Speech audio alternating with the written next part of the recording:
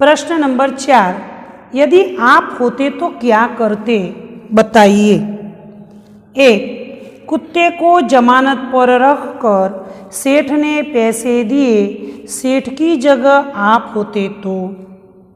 छात्र, यहाँ हमें बहुत सोच विचार करना है कि आज के ज़माने में हम किसी को भी पैसे देते हैं तो जब देते हैं तब हम अच्छे लगते हैं, लेकिन जब उनकी भरपाई करनी पड़ती है तब हम उन पर उसे कितनी ही बार याद कराते हैं, लेकिन जो लेनदार है, जिसने लिया है, वो भरपाई करने के अलग अलग बहाने ढूंढता है।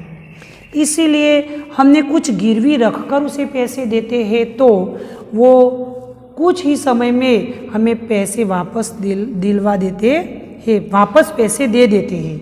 तो यहाँ सेठ की जगह मैं होती तो मैं भी सेठ की तरह जमानत में कुछ रखने के बाद, यानी कि गिरवी रखने के बाद ही रुपये उधार देती, क्योंकि यह योग्य रीति है। 2. लाखा ने कुत्ते को बेवफा समझकर लाठी का प्रहार किया, लाखा की जगह आप होते तो।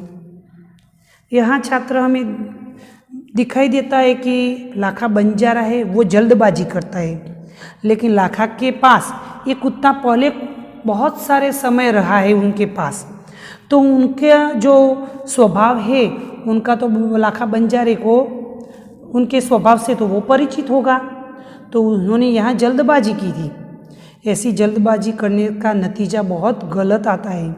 इसीलिए जो लाखा की जगह मैं होती तो मैं लाखा की तरह ऐसी जल्दबाजी नहीं करती, लेकिन दूर से कुत्ते को आते देखकर कुछ सोचती और उनको अपने पास आने देती, और जब अपने पास कुत्ता आता तब उसके गले की चिट्ठी में देख लेती, और चिट्ठी देखती तब चिट्ठी लेकर उनको पढ़ती, और पढ़ने के बाद गर्व महसूस करती और उसको अपने गले से लगा लेती।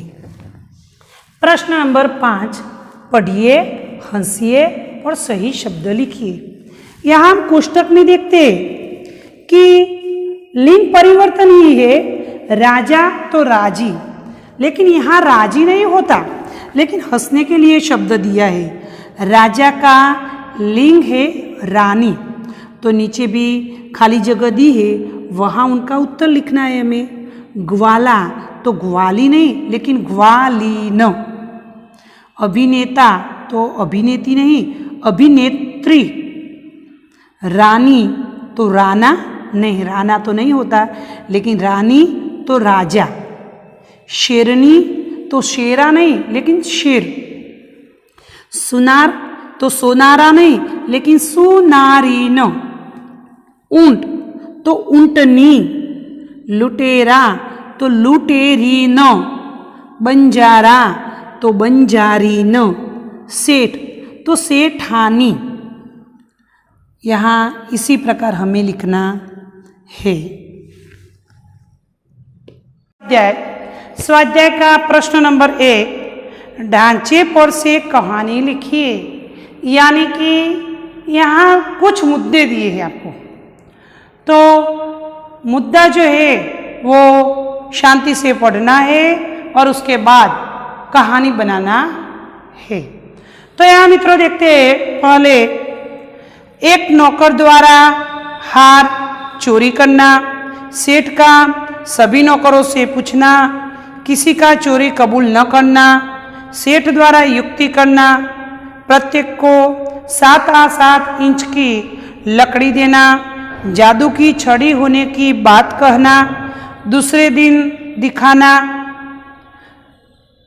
चोरी की लकड़ी 1 इंच बढ़ जाएगी, घर जाकर हार चुराने वाले नौकर का 1 इंच लकड़ी काटना, दूसरे दिन चोर का पकड़ा जाना। यहाँ मुद्दा है, तो मुद्दे को पढ़कर हमें एक कहानी बनाना है। अब कहानी बनाते समय हमें कुछ बातों को ध्यान में रखना है कि जब हम कहानी लिखते हैं तो किस प्रकार कहानी लिखना है। आपने अगली कक्षा में भी पढ़ लिया है, लेकिन फिर से मैं याद कराती हूँ कि जब कहानी लिखते हैं तब उस मुद्दा जो है उनको 2-3 बार शांति से पढ़ना है। पढ़ने के बाद उस कहानी का क्या नाम रखेंगे, यानी कि शीर्षक, वह याद करना है। और जो शीर्षक है, शीर्षक में हम देखते हैं कि उसको अवतरण में ही लिखना है। जब हम शीर्षक लिखेंगे तो उसको अवतरण चिन्ह में ही कहानी के बीच में रखेंगे। यहाँ जो कहानी है उस कहानी में सेठ की चतुराई, ऐसा भी हम लिख सकते हैं।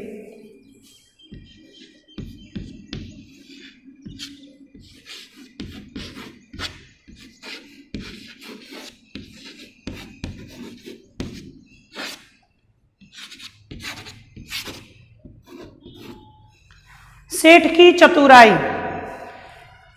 ऐसा लिखने के बाद कहानी को परिच्छेद में लिखना, यानी कि यहाँ एक परिच्छेद रखना, बाद में लिखना, दूसरा परिच्छेद, तीसरा परिच्छेद, यानी कि गुजराती में हम कहते हैं फकरा पाड़ीने लखू। तो परिच्छेद में कहानी लिखना। कहानी लिखते समय कहानी में कोई मुहावरा, कहावत आए तो वो कहानी है वो हमें बहुत आकर्षक लगती है, इसीलिए उस कहानी में मुहावरे का, कहावतों का प्रयोग करके लिखना। अंत में कहानी की सीख लिखना। इस कहानी से हमें यह सीख मिलती है कि ऐसा करके कहानी की सीख लिखना। तो शीर्षक लिखना, परिच्छेद पढ़कर लिखना, मुहावरे, कहावतों का प्रयोग करके कहानी लिखना, सीख लिखना। और सबसे महत्व की बात है कि सुंदर अक्षरों में और किसी भी जोड़ने की भूल न पड़े, उसी प्रकार कहानी को लिखना है। तो यहाँ एक छोटी सी कहानी है। कहानी का शीर्षक यानी कि कहानी का नाम है सेठ की चतुराई। तो एक नगर था। सबसे पहले हम प्रस्तावना रखेंगे। तो प्रस्तावना में हम यहाँ सेठ की बात की गई है तो नगर की बात करेंगे। कोई प्राणी की बात की हो तो हम जंगल की बात करेंगे। ऐसा विचार हमें करना पड़ेगा। तो यहाँ हम लिखेंगे कि एक नगर था, नगर बड़ा था, इसीलिए वहाँ कई प्रकार की जाति के लोग बसते थे। उस नगर में एक सेठ रहता था जिसका नाम है मोहनचंद। सेठ बहुत तवंगर था, इसीलिए उनके घर कई नौकर काम करते थे। एक बार की बात है, अब एक बार की बात आई तो दूसरा परिच्छेद आता है। एक बार की बात है कि सेठ जी के घर कई नौकर चाकर काम कर रहे थे। उसी समय सेठानी भी वहां काम करती थी।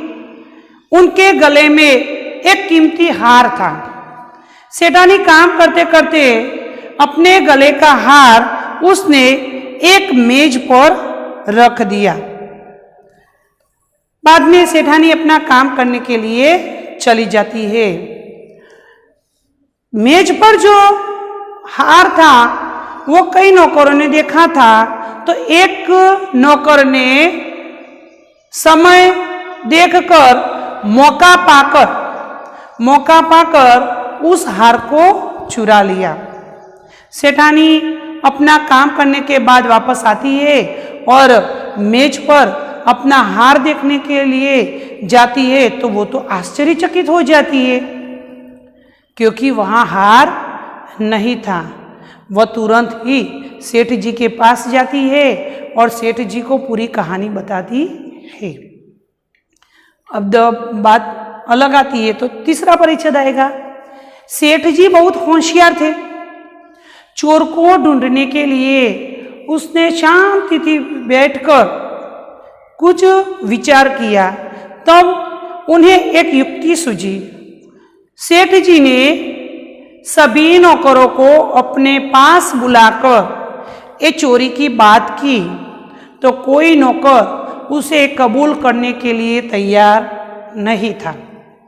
तब सेठ जी ने एक दूसरी युक्ति की, सभी नौकरों को 7 इंच की लकड़ी दी और कहा कि अब तुम घर जाओ और ये लकड़ी भी अपने साथ ले जाओ।